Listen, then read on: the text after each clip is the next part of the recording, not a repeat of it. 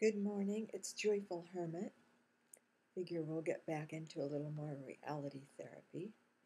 Um, I was able to get a shower this morning and wash my hair, but I've been calling pharmacies trying to figure out what to do about some whiplash I have. So one said try a warm heat pack, another one said cervical collar, but they don't sell them, and the place that does isn't open, and I shouldn't drive anyway. But this is as a result of uh, what happened Friday at 5 p.m. Mass, First Friday Mass. Even though I had my sign right there, do not disturb meditating, which my lawyer last summer told me where to, what to say and where to put these signs because people have been injuring me. So this is sort of the 21st century reality of if you have mystical phenomenon happen that, of course, you never thought would happen or never wanted. I think I read a poem with Pat last week about expect the unexpected, and also again another reason why the charismatic movement or whatever, and more this, more that, more laws, more canonical this and that. It's not really helping, I don't think, the spiritual aspects and just the simple charity. So I was at Mass. I've had these states during Mass for the past 3.5 years, through research, through my spiritual director and Dr. H, and a lot of examination.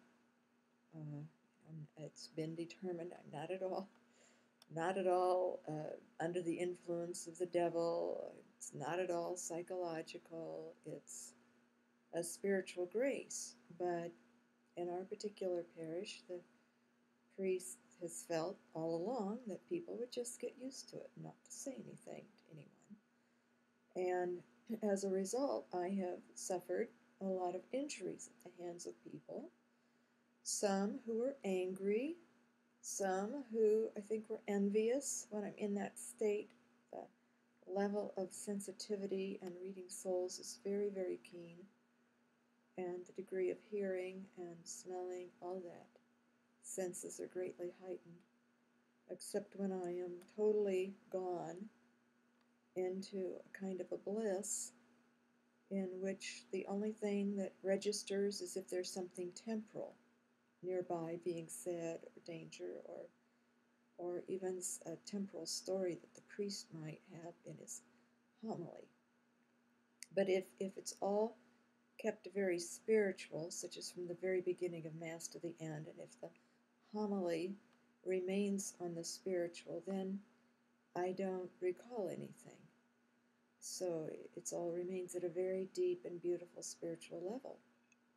But Friday, at some point in the Mass, I think it was maybe around communion time or before, because a priest, after an African priest, said that he saw people around me during the consecration. Of course, he couldn't do anything, and the main priest has never talked to him about this. So it's, I guess in our time period, maybe we need to grow and learn with these things and not just keep repeating history.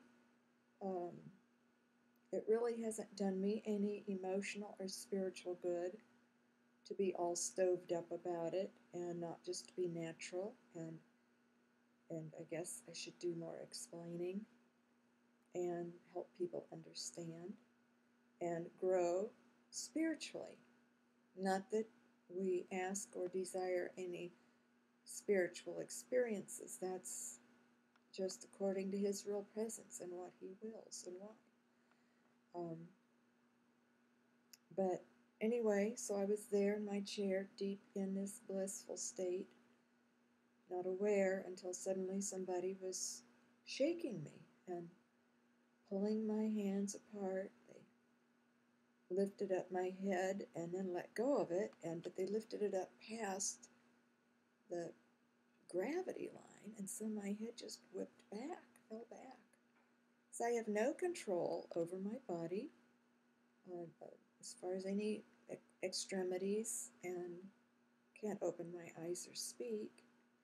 And even in that point, I wasn't totally back in my body as far as that I could sort of grasp what was going on, other than I knew when my head fell back that even though I don't feel any pain in that state, but I could feel my heart just pounding, pounding, pounding. And that's when these people, I guess, realized I wasn't dead. They thought I was dead. And then they, I guess, thought I'd had a stroke, and then they thought that I was in a diabetic coma. They called 911. They were rushing around, I think. There were several people involved.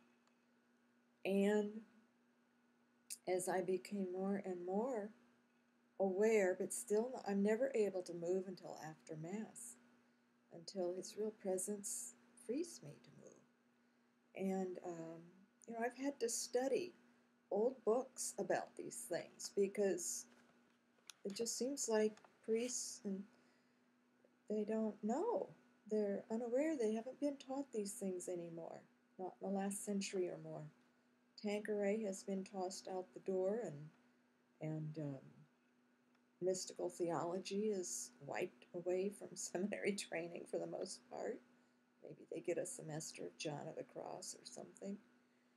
But so anyway, I'm sort of in a euphoria after this, and I don't feel pain for a while. But as soon as I was able to move after Mass and check to see, yes, my sign was quite visible, and this woman said she saw the sign but thought I was dead. But for the first time ever, I just know I'm in an ecstasy at every Mass. And I don't really blame anyone, but I have been wondering now, because about 8:30 that night, the pain started in with my neck. And I knew that I'm injured again. So I've thought about the several people at that Mass, including some close friends who do know. And they mentioned that they saw me. They saw my head back, which isn't how I usually am, just looking like I'm asleep with my head more down on the chest, I guess, off to the right or whatever. And other people who go to daily Mass and who know, and for whatever reason, no one told these worried people that I'm all right and to stop touching me, to stop trying to move me around, and not to call 911. And there again, I guess I don't understand.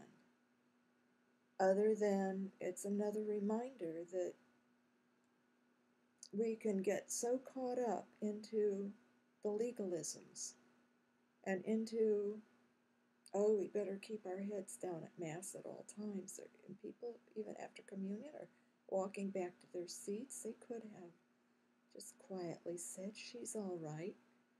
Look at the sign. And one couple did, after Mass was over, come over, but before I could open my eyes or speak or move, I could hear them say, I recognize their voices say, oh, there's that sign. This happens at every Mass and has for several years. But these poor worried people didn't know. So, of course, the paramedics come, the big, huge fire engine, some other fire SUV vehicle, and by then, though, I was able to move, and I simply left and watched as the big fire truck then came, and I just thought, well, I guess, they're going to explain to these, my attorney was so sure that my sign would stop the problems, and I have now changed my sign if and when I get back to Mass once my neck gets better, and put on there, do not touch, do not call 911. Like I say, I don't blame the worried people, other than you would think if you had a sign, do not disturb, meditating, and they did admit they saw it, that they would not. But God allowed it all for reasons. And I think it's Lent, and it's conformed me more to Christ. I've been pondering a lot how no one helped him. No one told the other people, oh no, don't do this to him. And even the ones that did do things to him thought they were correcting some wrong or something that shouldn't be, like these people were convinced I was dead. And there again, it just shows how very little we're aware of the spiritual life in our time period.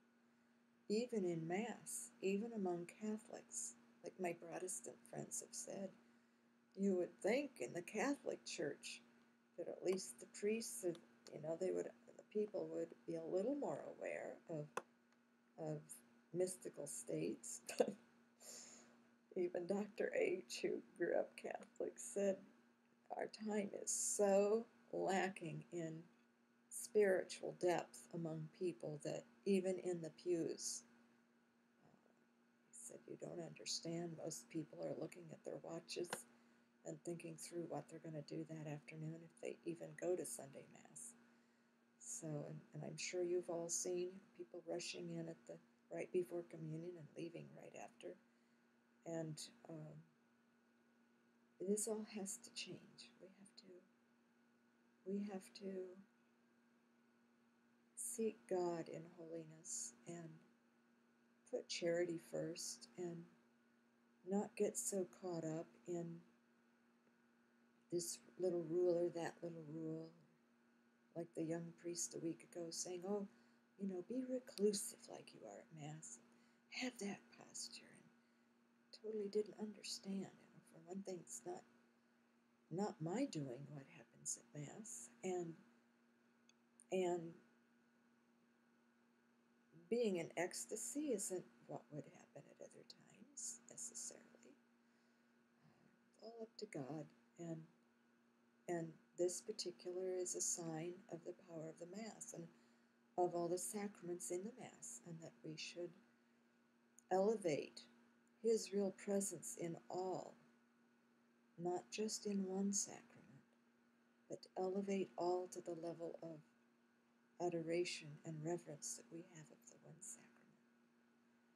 And so here I am without health insurance and probably should be seen, have my neck checked, but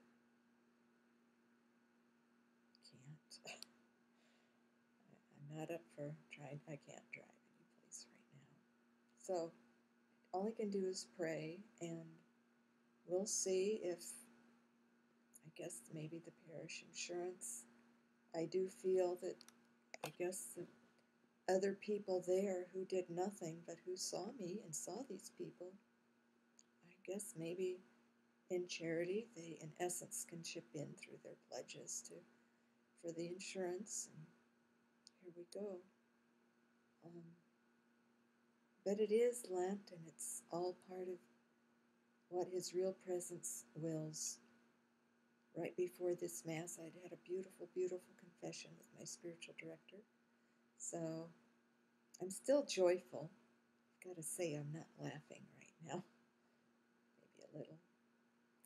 God bless His real presence in you, and remember to love and to not get too legalistic or rigid, but to look around and just do the simple acts of charity, even in the most unusual, perhaps, events. And I'm offering this suffering for everyone involved and for the church, for priests, and for all of you, that you have a blessed, arduous, and meaningful Lent, and that you learn and reflect, like I am being taught too, more how Jesus felt and how people didn't know what they were doing, I guess. They didn't understand. Thank you, and God bless His real presence in you.